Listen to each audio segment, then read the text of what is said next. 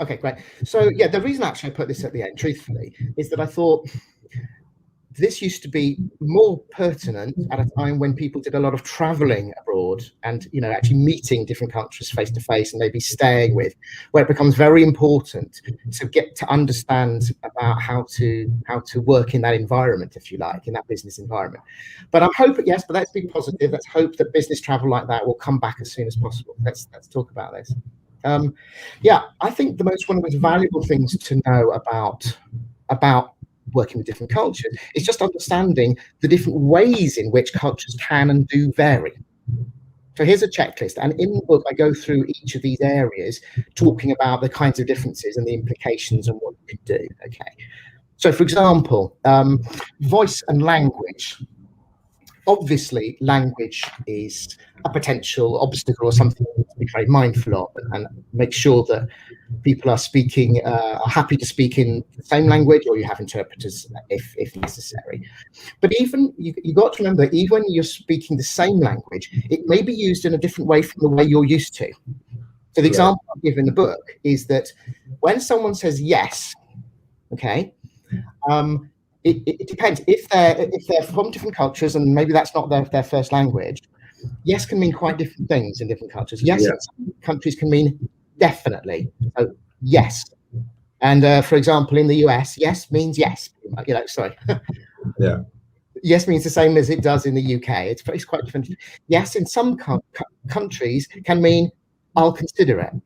So yes, as in I'm taking it on board and I'm considering it. I'm not rejecting it. So I think it's important to know that even some of those subtleties are really, really important, so you don't get the wrong end of the stick. He says usually. Yeah. Okay. Body language can vary a lot by countries, and it's just being aware that it can be very different from your own. Some of the Latin cultures are much more expressive with their body. I'm quite expressive with my body. I use a lot of hand gestures, etc. Others can be in some cultures it's more common to be more reserved, and less animated. But don't misinterpret that as lack of enthusiasm. It's not necessarily lack of enthusiasm at all. So just being aware. Things like conflict. In some countries, conflict is better aired. It's expected it to be brought out in the open and discussed there and then.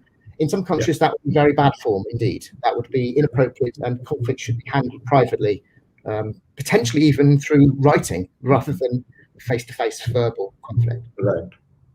I won't go through all of these, but you can see that's the kind of the thing that's important to know. And things like timings. There's a phrase I come across when I was researching this called African time. Well, what does African time mean? It doesn't mean time zones or anything. It kind of means don't expect the meeting to start when you think it's going to start, or end when you think it's going to end. And so if you're working with an African team for the first time, and you come from I don't want to pick out any one country, but Germany came to mind. You've got to be aware that to be more flexible than you're used to. Let's say.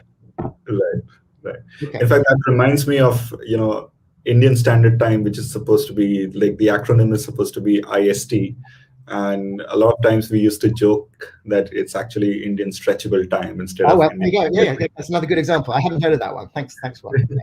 That's great.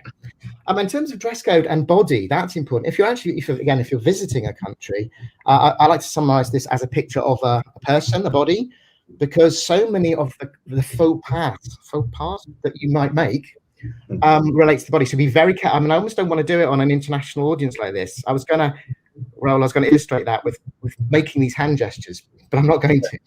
Because you can read them there on the top right. Those things can mean completely different things in different countries, and sometimes some of those gestures are extremely rude, whereas in your country they might be extremely positive. So I would say just be very careful with any kind of hand gesture at all. Okay. Right. And then there are other things like feet, how exposing your feet or showing the soles of your feet, or putting your feet up. So putting your feet up on the table, which I have seen people do in business meetings before, in a very kind of arrogant way, would be an absolute, really, really very bad form in some places, etc. So I added this as a slightly humorous, but actually very important awareness reminder. And my advice, I was always like, it only takes about 15, 20 minutes on the internet looking up some cultural specific things about the country you're visiting before you go, and you should always do that, I think.